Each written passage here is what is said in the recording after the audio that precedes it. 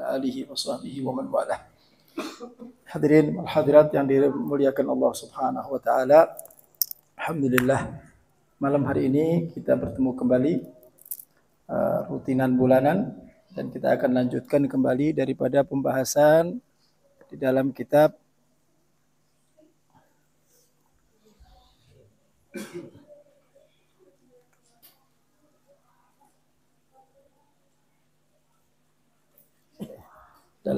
Manhajus Shawim.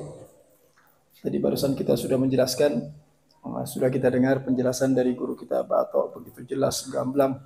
Mudah-mudahan ilmu yang beliau sampaikan menjadi ilmu yang bermanfaat buat kita semuanya. Baik, kita masih berbicara tentang masalah ilmu.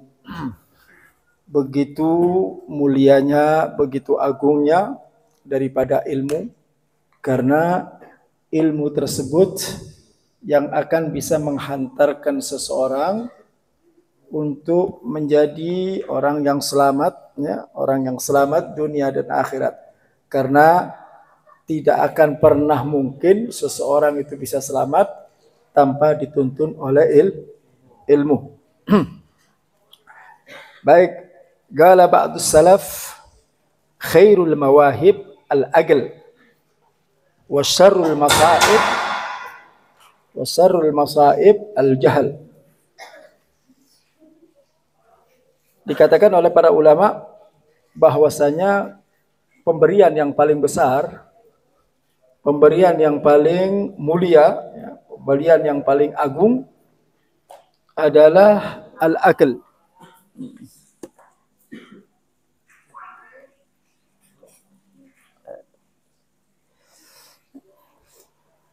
Pemberian atau karunia yang paling besar yang diberikan oleh Allah kepada kita adalah al-aql. Akal inilah satu pemberian dari Allah, di mana pemberian ini adalah pemberian yang paling mulia. Dari akal itulah kita bisa membedakan. Boleh jadi seseorang itu hidup, tapi kalau tanpa dikaruniai akal oleh Allah, maka hidupnya seperti orang mati. Mari kita lihat ketika akal yang diberikan oleh Allah tidak berfungsi. Kita lihat misalnya, maaf orang gila. Ketika akalnya tidak jalan, ketika akalnya mati, maka keberadaan dia di muka bumi seperti tidak ada. Wujudihi ka'adami. Adanya seperti tidak adanya. Nah, makanya ketika Allah memberikan kepada kita akal, itulah pemberian yang paling mulia yang Allah berikan kepada kita. Dan juga dikatakan ad-din huwal aql. Agama itu adalah sesuatu yang rasional. Agama itu adalah sesuatu yang masuk akal. Ya. Jadi Islam ini adalah agama yang rasional, agama yang masuk akal. Ya. Jadi tidak ada satu penjelasan pun yang kita temuin baik itu di Quran maupun di hadis yang di luar akal, nggak ada. Semuanya pasti masuk akal. Ada mungkin beberapa hal yang kita barangkali sering mengatakan, kayaknya nggak masuk akal. Ya kan? Kadang-kadang kita melihat ada pembahasan-pembahasan, ya, baik itu dari Quran maupun hadis, sepertinya kayaknya nggak masuk akal. Sehingga banyak orang-orang awam mengatakan, ini kayaknya nggak masuk akal. Sebenarnya bukan nggak masuk akal. Akal kita yang nggak sampai ke sana. Bukan nggak masuk akal. Akal kita yang nggak sampai ke sana. Saya kasih satu contoh. Di dalam satu riwayat, kita punya Nabi SAW menjelaskan, kalau kita punya air minum, kemudian air minum itu dimasukin lalat, ya. Kata Nabi, kalau engkau dapatkan air minum kamu dimasukin lalat, dan engkau berkehendak untuk meminum air tersebut, maka masukkan lalat itu ke dalam dulu, ambil, baru buang. Jadi kalau ada lalat di air minum, jangan diambil langsung dibuang. Masukin dulu ke dalam, habis itu ambil terus dibuang. Ini kalau kita mikir lalat udah kotor dimasukin lagi, ya kan tambah kotor kan begitu. Itu kalau menurut akal kita, ya. Padahal apa yang dikatakan oleh baginda Nabi Muhammad SAW ini justru masuk akal sekali. Kapan diketahui? Di akhir zaman baru para dokter menelaah, mengoreksi apa sih yang dikatakan oleh Nabi benar nggak? Kenapa harus dimasuki dulu? Ada apa? Ternyata kaum dokter, para atibba itu mereka mengadakan cek ulang tentang lalat tersebut. Ternyata lalat itu kalau masuk dalam minuman itu sayap kirinya yang ada di dalam, sayap kanannya di posisinya di atas. Sayap kirinya itu masuk ke dalam, sayap kanannya ada di atas. Sayap kirinya ini racun. Sayap kirinya ini racun. Nah, ketika kita ambil dan kita buang, berarti air tersebut kena racun daripada lalat tersebut. Tapi Nabi perintahkan masukkan ke dalam. Kenapa? Supaya sayap yang kanan juga masuk. Karena sayap yang kanan ini adalah penawar racun. Ya? Sayap yang kanan ini penawar racun. Jadi kalau begitu dimasukkan ke dalam, racunnya tadi akan hilang dengan sebab penawar tersebut. Nah, jadi kita jangan segala sesuatu kita bilang nggak masuk akal. Bukan nggak masuk akal, ya. Akal kita masih belum nyampe. Nah, banyak sekali hal yang demikian. Tapi pada intinya, akal adalah satu karunia. Akal adalah satu pemberian yang agung. Makanya gunakan akal ini sebaik-baiknya.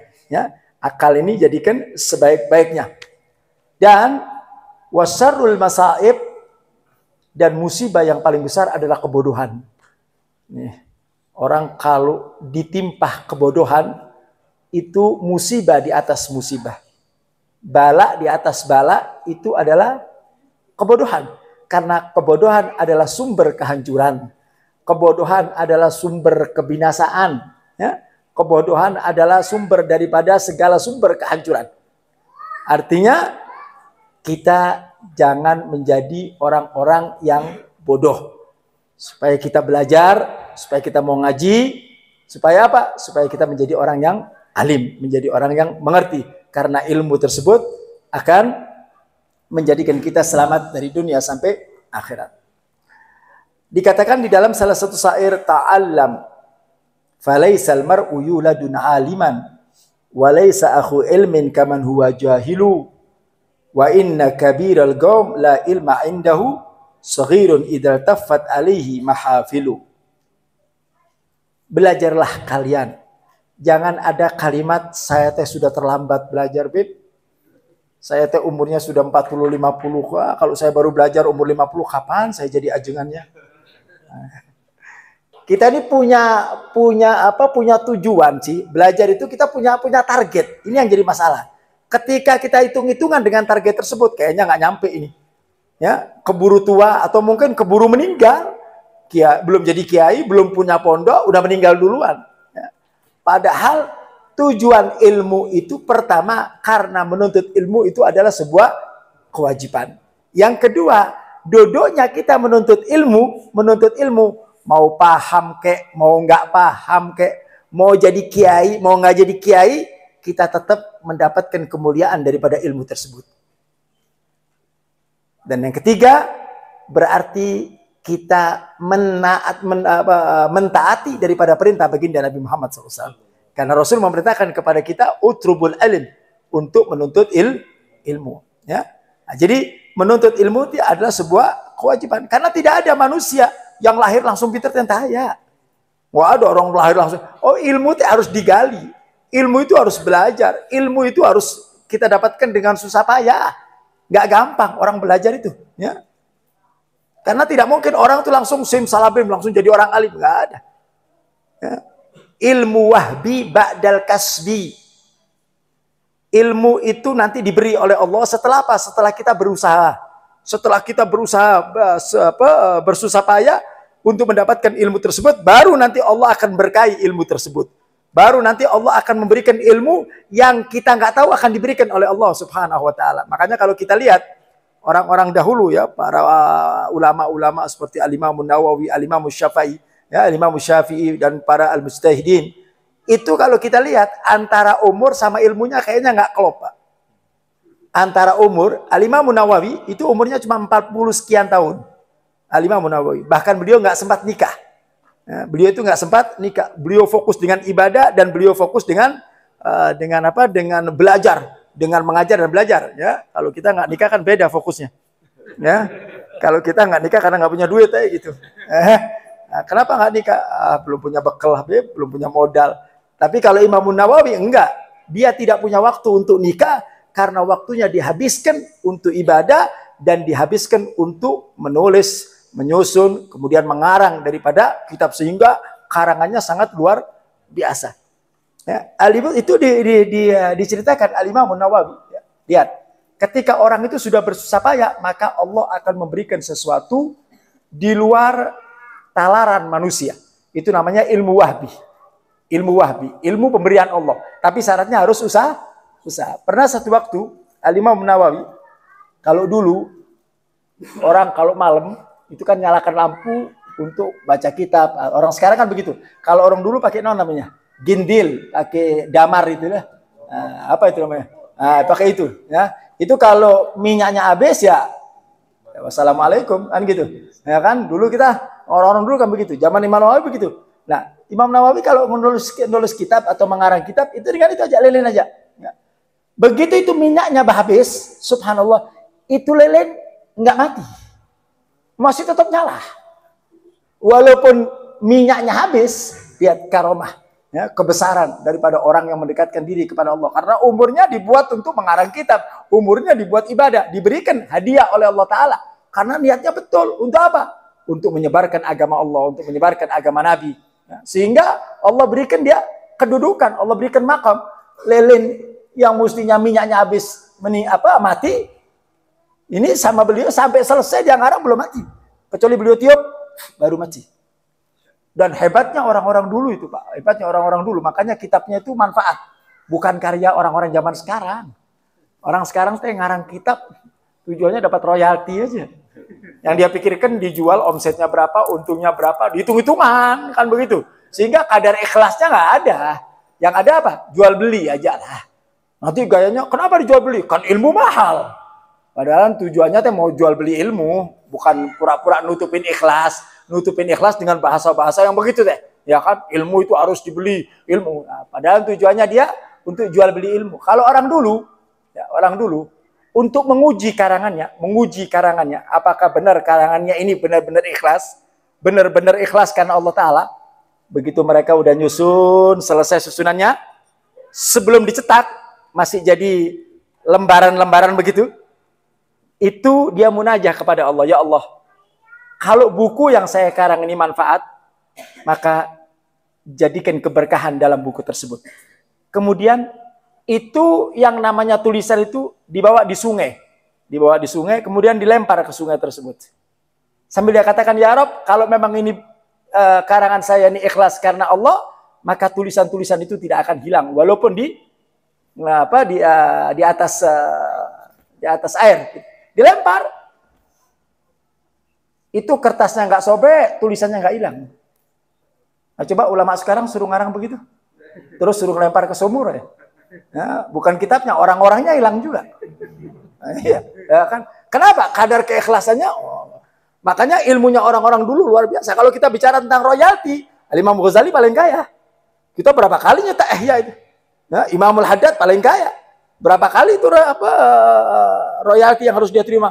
Abu Sayyid Muhammad bin Ali al-Maliki, kitabnya dihadiahkan aja begitu. Gratis itu kitabnya. Ya, kitabnya Abu Maliki itu setiap ada tamu, ada namanya majmu'at, kumpulan daripada karya-karya beliau. Ya, saya di rumah saya banyak sekali karya-karya beliau. Setiap kali datang saya dapat majmu'at. Tiap datang dapat kumpulan-kumpulan itu. Saya bagi-bagikan para kiai-kiai. Itu gratis. Kenapa? Ikhlas. Dia cetak pakai duitnya sendiri. Ya. Kalau kita kan nggak ngitung-ngitung dulu, ya, sehingga yang kita karang ya begitu. Ya. Nah, makanya ilmunya orang-orang dulu itu adalah manfaat. Baik, nah, jadi kita diperintahkan di dalam agama untuk menuntut ilmu karena musibah yang paling besar adalah kebodohan. dan tidak ada manusia yang lahir di muka bumi ini dalam keadaan bodoh. Dalam keadaan pintar. Mereka harus belajar ya. Karena kalau kita ingin mulia di hadapan manusia, walaupun kita punya punya keluarga besar, punya keluarga terhormat, tapi kalau kita tidak punya ilmu, maka kita tidak akan mulia di hadapan manusia. Kemudian dijelaskan di sini juga oleh Imam Sahl ibni Ubaidillah dikatakan ma usiyallahu bimaksiatin a'dhama minal jahl. Tidak ada satu kemaksiatan yang paling besar adalah kebodohan. Artinya ketika dia bodoh, maka dia akan melakukan segala bentuk kemaksiatan. Kata Sayyidina Ali, nggak ada ceritanya orang bodoh itu baik, Taya. Jadi kalau kita lihat, oh Beb ini orang baik, bodoh. Nggak, orang bodoh itu suka nyelakain orang. Hati-hati. Makanya dalam Al-Quran dikatakan, wa'arid anil jahilin. Berpalinglah kalian sama orang bodoh. Karena orang bodoh itu nggak bisa ngebedakan mana dia menolong atau mana dia menghancurkan, itu nggak bisa ngebedain. Ada satu orang punya kasus dalam rumah tangga, Pak. Ribut suami istri. Akhirnya si suami tersebut datang kepada satu orang yang nggak ngerti agama. Dia curhat. Dia katakan istri saya begini bla bla bla bla bla. Diceritakan kejelekan istrinya. Nah, kemudian dia tanya terus bagaimana tindakan saya? Apa kata si goblok ini? Ceraiin aja. Tujuannya dia kan bagus. Karena kasihan dia didolimin terus sama istrinya. Karena terus dia diomelin sama istrinya, dia ngadunya begitu. Ya, saya teh diomelin terus sama istri saya teh cemburuan, istri bla bla terus ceritain semua. Dia begitu didengerin, selesai. Gimana menurut kamu? Apa yang harus saya lakukan? Ceraiin aja. Singkat kan? Enak banget gitu ya. Kelihatannya kan bagus tuh. Kenapa? Menolong orang tersebut. Padahal itu justru menghancurkan rumah tangga. Tapi kalau datang kepada orang yang berilmu, lihat. Ini datang kepada orang yang berilmu beda. Sayyidina Ali pernah didatangi satu perempuan. Di mana perempuan itu dia mengadu kepada Sayyidina Ali. Ya Ali, saya punya laki-laki ini nggak tanggung jawab. Saya punya laki-laki ini brengsek. Saya punya laki-laki ini jahat. Saya punya budak pokoknya nggak ada baiknya, welah. Apalagi perempuan kalau udah ngomong begitu kan udah masya Allah. Ya. Udah nggak ada baiknya. Kita udah nggak ada baiknya. Dia jelekin habis. Didengerin sama Sayyidina Ali. Begitu selesai, si perempuan bilang, ya Ali, putuskan apa yang harus saya lakukan? Kata Sayyidina Ali, sebentar dulu dong. Saya baru dengar dari kamu, saya belum dengar dari suamimu. Nih orang alim teh begini. Saya nggak boleh memutuskan hukum baru mendengar dari satu orang. Saya mau dengarkan dulu dari suamimu. Panggil suamimu. Panggil suaminya. Nah begitu suaminya datang, diceritain Sayyidina Ali. Tadi istri kamu bilang begini bla bla bla, ceritain semuanya. Nah sekarang gimana kamu? Enggak ya Ali, justru ini bohong besar. Tuh kan. Bohong ini, dia nggak ngomong begitu. Diceritain lagi sama laki-lakinya, justru perempuan itu begini. Diceritain semuanya. Artinya apa? Ada dua keseimbangan. Makanya kita kalau mau mengadili sebuah pertengkaran, jangan satu orang kita terima langsung kita putusin. Jangan. Dengerin dari sini, juga dengerin dari sini, kemudian baru tentukan hukum. Itu kalau kita datang sama orang alim, datang sama orang ngerti agama. Tapi kalau datangnya sama orang goblok, ya udah. Oh iya, langsung aja begitu ngomong begitu, udah ceraiin aja. Kamu bukan, apalagi kamu masih muda, udah cari aja yang lain. Yang model begitu, ya kan? Datangnya sama orang yang salah. Makanya ilmu ini paling penting sekali untuk apa? Untuk bisa menjaga daripada kehidupan kita. Maksiat yang paling besar adalah kebodohan. Apapun yang dilakukan salah kok. Orang kalau bodoh, ibadah yang dia anggap benar salah. Dia nggak belajar. Apa yang menjadi arkanus shalah, apa yang menjadi mubtilatus shalah, apa yang menjadi furudus shalah, apa fardunya, apa rukunnya, apa yang batalkan sholat. Dia nggak ngerti. Dia sholat kayak orang paling khusyuk. Padahal sholatnya terusak. Nggak diterima oleh Allah Ta'ala. Pernah diceritakan di sini. Ya, di buku yang diceritain. Mungkin dulu pernah saya ceritain. Ada seorang ahli ibadah. Saking sukanya dia ibadah. Sampai dia ibadah nggak mau diganggu orang. Nggak mau ibadah di kota. Ibadahnya di gunung. Dia mau ibadah secara total kepada Allah Ta'ala. Hidupnya dari mulai pagi sampai malam ibadah terus. Dia nggak mau diganggu oleh anak, nggak mau diganggu oleh istri, nggak mau diganggu oleh tetangga. Dia mau ibadah fokus. Cuman orang ini antik. Ketika dia naik ke atas itu, dia nggak bawa apa-apa, kecuali dia bawa keledai perempuan. Ya, keledai perempuan. Dia bawa itu keledai perempuan itu untuk nemenin dia aja. Ya. Setiap kali dia habis ibadah dan sebagainya, di sore hari dimandiin itu keledai sama dia. Satu saat ada orang lihat, ini orang Masya Allah, ibadahnya luar biasa, tapi setiap sore keledai dimandiin terus. Akhirnya satu orang datang ke dia. Hai Fulan, kamu ini ibadahnya luar biasa, ibadahnya bagus. Ini keledai setiap sore kamu mandiin buat apa? Kata dia, ini keledai yang nemenin saya waktu tidur. Masya Allah. Jadi istrinya dia nih keledai. Jadi dia nikah sama keledai. Kenapa? Aman, nggak pakai penghulu, nggak pakai bayar. Paham gak? Gratis, nggak pakai uang bulanan, nggak pakai minta uang dapur. Benar gak? Hah? Masya Allah. Kata orang tersebut, ini sungguh ini perbuatan haram, perbuatan terlaknat. Ya, seorang yang menyetubuhi daripada binatang adalah perbuatan yang dilaknat ke Allah Ta'ala. Baru dia, ya Allah. Terus ibadah saya gimana? Ya udah selesai ibadah kamu bertahun-tahun. Gara-gara kamu punya istihmar ini tadi. Masya Allah. Ya, kenapa? Itu lagi karena kebodohan. Ya, jadi kebodohan ini sumber daripada kehancuran, sumber daripada kebinasaan adalah kebodohan. Ya, makanya kita semangat dalam menuntut ilmu. Ya, jangan punya angan-angan mau jadi kiai, mau jadi ulama, jangan. Yang penting pokoknya kita ngaji aja, ngaji.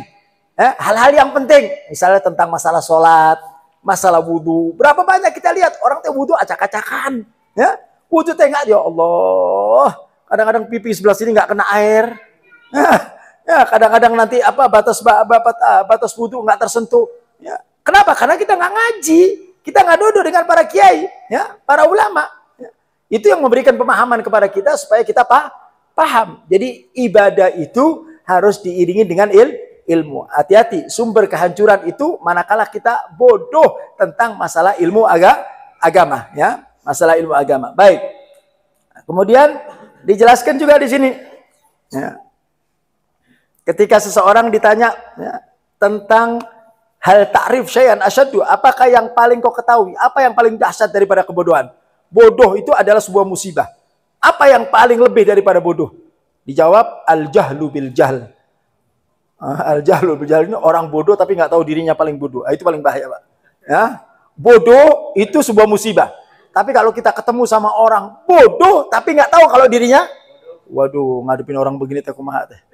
Liar, Pak, ngadepin orang begini ya. Sok benar, sok paling pinter. Saya teringat apa kata guru saya, kita ini kalau ketemu orang yang sudah merasa dirinya paling pinter, paling bodoh, walaupun dia keluarga, sagato alaihi dakwah, maka kita tidak punya kewajiban untuk mendakwai orang tersebut.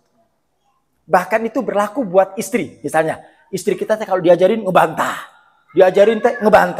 dia tetap merasa dia paling pinter, paling hebat, udah biarin dah. Capek kita, Pak. Udah nggak bisa kumpul sama orang begini, teh repot. Kita sampai bebusa ngomong nggak bakal didengerin, Pak. Sampai bebusa. Kenapa? Karena kebodohannya itu dia nggak tahu. Kebodohannya itu yang dia anggap bahwa dia adalah orang yang mengerti. Al-jahlu bijahl, bodoh tapi tidak tahu dirinya bodoh. Ini yang paling musibah besar, Pak. Tapi kalau ada orang bodoh ngaku dirinya bodoh, alhamdulillah. Ini gampang ngajarinya teh gampang, ya, nurut. Tapi kalau sudah merasa begitu, ini, ya, itu musibah yang paling besar adalah orang yang bodoh tapi tidak tahu kalau dirinya bodoh. Makanya belajar ini menunjukkan bahwa kita ini kita ini tidak mengerti apa-apa. Dan juga di dalam belajar ini biasakan kita ini dalam kehidupan ada pertanyaan-pertanyaan yang kita nggak paham. As-su'al miftahul ilm. Bertanya itu sebagian daripada ilmu. Kita nih kalau ngaji, Abah tadi ngejelasin gitu, semua manggut-manggut. Paham? Wallahu a'lam, paham bener apa paham-pahaman. Kita ini saking takutnya sama guru sampai paham. Dulu saya waktu di pesantren, kalau guru saya lagi ngejelasin, baik tentang hadis atau tentang tafsir, begitu selesai, terus kata guru saya, pakai bahasa Arab, hatminkum soal, apakah ada di antara kalian yang mau tanya? Ada sebenarnya, cuman ada yang takut. Kan gitu, depan guru. ada yang nggak punya pertanyaan, ada yang mau tanya, nah, takut kalau pertanyaannya itu tidak ilmiah. Jadi diam, dilihat. Nggak ada yang tanya. Ditunggu sama guru saya semenit, 2 menit, 3 menit, nggak ada yang tanya. Apa kata guru saya? Alhamdulillah, murid-murid saya sudah jadi Imam Syafi'i. Habis itu, Masya Allah, begitu guru saya ngomong gitu, hari berikutnya begitu tanya, semua pada angkat semuanya. Kita dulu kalau ada pertanyaan, kalau ada keterangan dari guru itu sudah mempersiapkan pertanyaan-pertanyaan itu supaya majelis itu hidup. Kalau nggak ada pertanyaan, manggutnya saya nggak ngerti, paham tuh? Tong manggut begitu keluar, Habib teh ngomong naon. Udah ngomong berjam-jam, ya kan Abato ngomong ngotot gitu, keras gitu. Begitu saja tadi Abato teh ngomong naon. Lah tadi teh manggut gimana? Maka tanya, kalau nggak ngerti itu tanya, jangan manggut ya. Karena ilmu itu bisa dibuka dengan pertanyaan. Terkadang apa yang disampaikan oleh seorang guru itu tidak mencakup semuanya. Ada beberapa hal yang tidak tercakup dengan keterangan seorang guru. Nah, disitulah kesempatan seorang murid untuk mengajukan pertanyaan. Habib, kalau mengajukan pertanyaan teh takut kualat, Habib. Dulu saya waktu, ya wallahu alam ya, kalau ada orang begitu. Dulu kalau saya waktu di pesantren, bahkan Sayyid Muhammad bin Ali al-Maliki, ya, beliau itu mengajarkan muridnya untuk kritis di dalam semua masalah. Jadi murid-murid daripada Abu Ya Sayyid Muhammad Maliki itu murid-murid yang berani. Makanya jebolan daripada Abu Ya itu hobinya berdebat karena mereka hidup di kota Mekah. Orang-orang Wahabi banyak teh. Benar tuh, orang-orang jenggot-jenggotnya banyak. Mereka diajarkan berani, diajarkan bersuara kebenaran. Berdebat dengan, ya sudah barang tentu berdebatnya itu wajadilhum billati hiya ahsan. Perdebatan bukan perdebatan yang konyol, bukan perdebatan yang tidak ada ilmu, perdebatan dengan kebodohan, enggak, perdebatan yang diiringi dengan dalil, dengan argumentasi. Jadi bukan perdebatannya orang bodoh, bukan. Nah, jadi hidup mereka itu, ya. Jangan kita ini kadang-kadang kalau belajar punten aja, depan guru manggut, begitu keluar ya udah begitu aja. Sehingga kalau kita melihat ada orang-orang yang beda paham sama kita, yang tadi dijelaskan sama guru kita, ya kan, kita udah meneng aja, diam.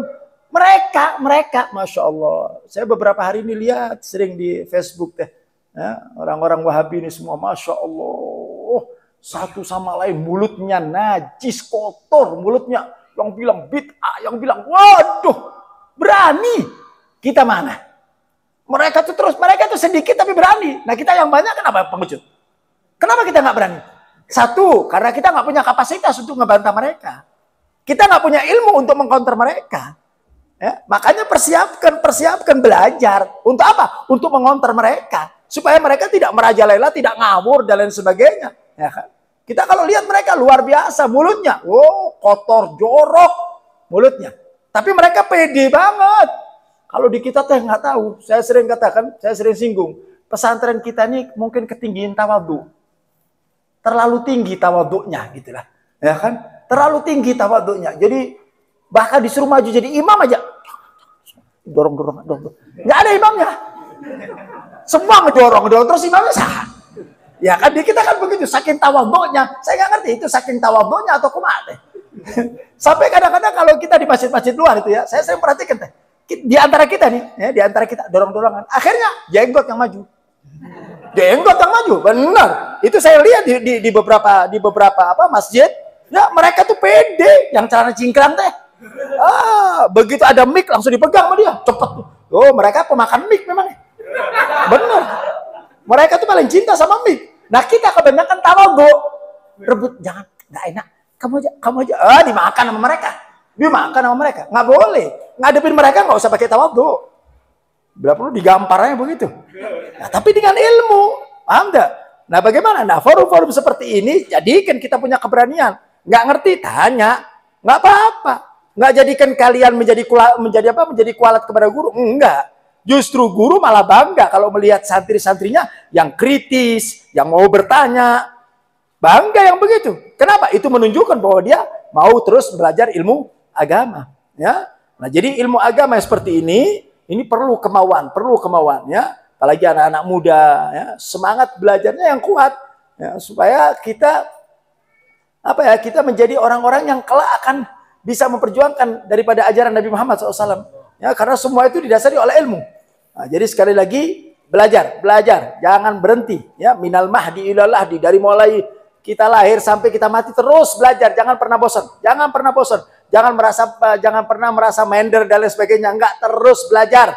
Maupun umurnya sudah tua, terus saya belajar ya. Karena kita akan mendapatkan daripada pahala yang pahala belajar tersebut. Ya. Nah, itu juga akan memberikan sebuah keselamatan ketika orang hidup didasari oleh ilmu. Nah, jadi perhatikan tadi ya, jangan sampai kita jadi orang bodoh, apalagi bodoh yang tidak tahu kalau dirinya bodoh. Jadi sadar, saya teh bodoh, mau ngaji, saya teh nggak ngerti, ngaji, saya tanya, oh kalau saya tanya kelihatan bodoh, nggak apa-apa, sibuk amat kamu dianggap orang bodoh, biarin aja, ya bertanya nggak apa-apa, ya. Dari situ nanti kita bisa tahu, oh ini orang yang semangat dalam belajar, ya. Orang semangat dalam belajar. Sehingga dia bisa ngukur, keilmuannya itu bisa ngukur gitu. Nah, tapi kalau kita pura-pura paham, pura-pura ngerti, padahal nggak paham-paham teh. Ngaji bertahun-tahun gitu kita. Ya.